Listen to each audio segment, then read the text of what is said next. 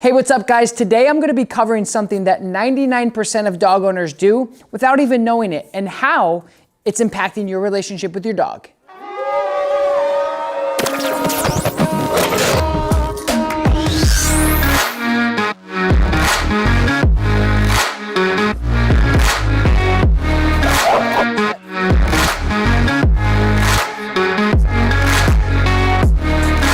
No.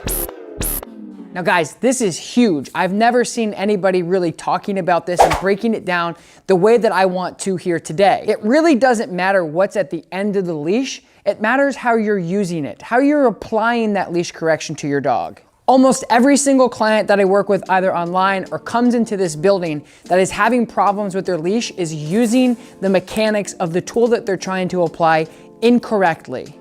And the reason that is, in my opinion, is because nobody's actually talking about the application of the correction. A lot of people, including myself, talk about what collar to use, when to apply it, even how to apply it. Now, for those of you who don't know what a leash correction is trying to correct a behavior that is unwanted or undesirable on the leash. So essentially, what we're trying to do when we correct a dog on the leash is teach them that whatever they're doing is wrong and we want them to do something else, or it's inappropriate behavior. So this video is definitely not about what collar to use and why. I have many other videos for that.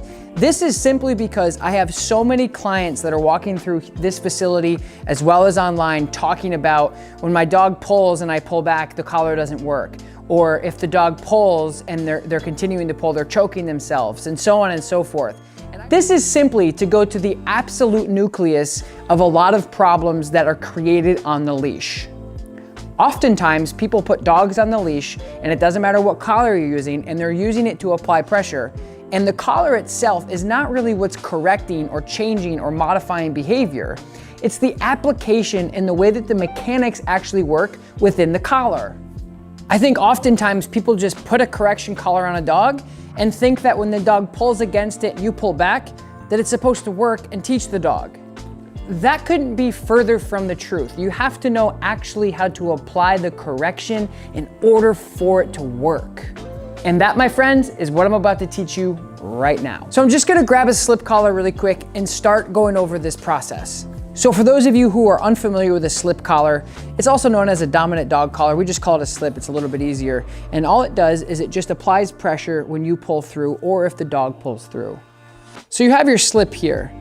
And basically what this does is it goes through and it slips down. A lot of people think that when you put this collar on to the dog and they pull against it, that the actual pressure from when they pull is the correction, or that's what's supposed to stop them from actually pulling. On the contrary, dogs will literally choke themselves out, cough, hack, so on and so forth until they get to what they want because they do not care about this excessive force around their neck. Now this is the same exact thing with the prong collar. Oftentimes people think that when you put this on, the dog pulls through and they feel that pressure, then the dog is supposed to stop. Now the actual correction is gonna come from you as the handler. The success of your correction and the success of your dog learning new behaviors and modifying behaviors is gonna completely be predicated off of you, the handler, and your skill sets with actually applying these tools properly. This is going to the core of what I'm talking about corrections. We're not talking about specifics, healing, what collar, so on and so forth. I'm talking about how to actually correct with any type of collar that you put on your dog, as well as where to put it, how to fit it, so it's effective and you actually can get results from it. So the correction is a mechanical thing. You have to have enough leverage to be able to pop the collar so the collar can come up and distribute that pressure at once. So the dog goes, hey, what do you want me to do?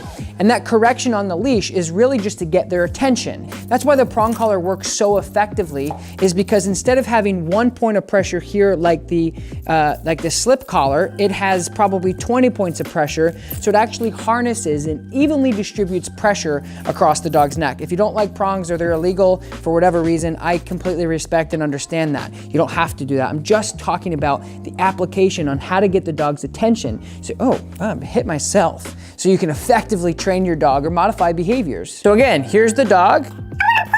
They go like this. You pull back. They pull this way. You've immediately taken away your opportunity to correct the dog and apply that correction, because they're pulling and you're just doing this.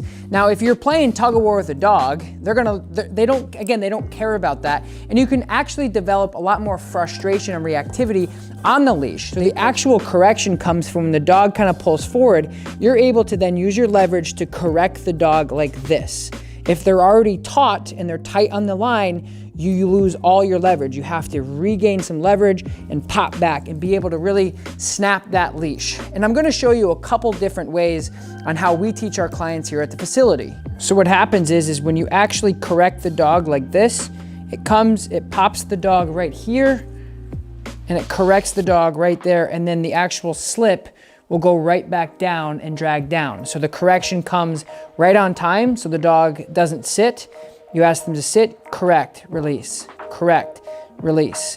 And like I said, oftentimes what people do is this, and then the dog goes into panic mode, they don't really know what to do, they get all wiggly, and you're not really teaching much there. This is gonna come up, it's gonna pop the dog, it's gonna put pressure right on this point, it's gonna correct the dog here, really quick, and then it's gonna release, and then really quick, so it's really defined and you're really able to have clear lines of communication when the dog does something wrong. So if you get into a situation where your dog is actually pulling you like this, you see when you're tight like this, you have no leverage, so you have no choice but to pull the dog back. What you need to do is make sure that the dog is here, and as soon as they cross that line, again, your collar, we're gonna go over fitting in a minute, but when it's here, you correct like this, you correct like this. And so when you have a prong collar and a bigger dog that you need a little bit more control over, this is a way safer tool because they're not going to continue to choke themselves out. Because this is the Herm Sprenger, I'll leave it in the link in the description below.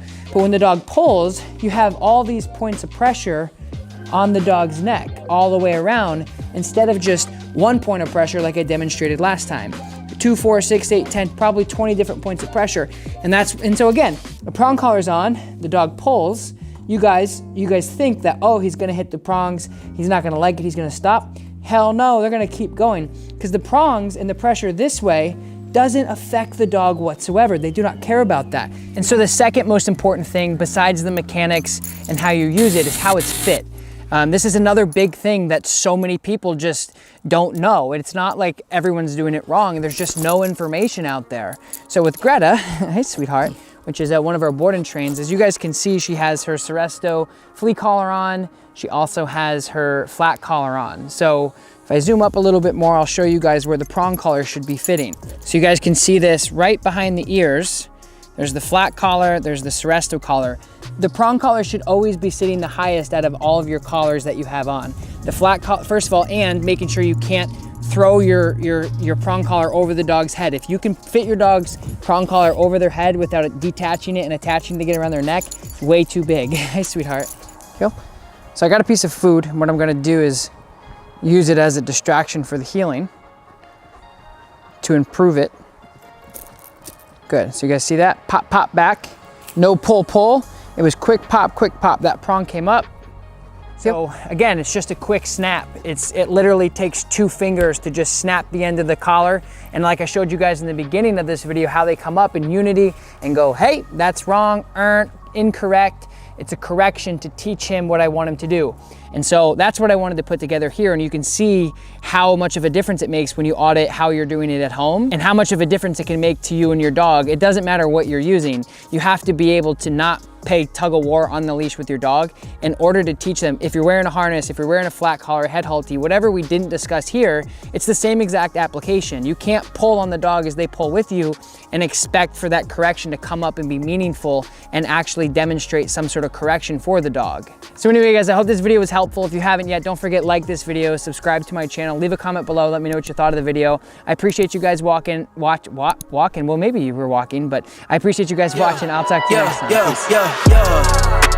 Coming in, flex, I just wanna win, LABB, who we running with, 2, 2, 3, 3, I'm on 10 again, state your name, been dope on flame, I just switched the lanes, damn he did it again, I just flipped the pain, stripping and dipping in bass, slab on everything.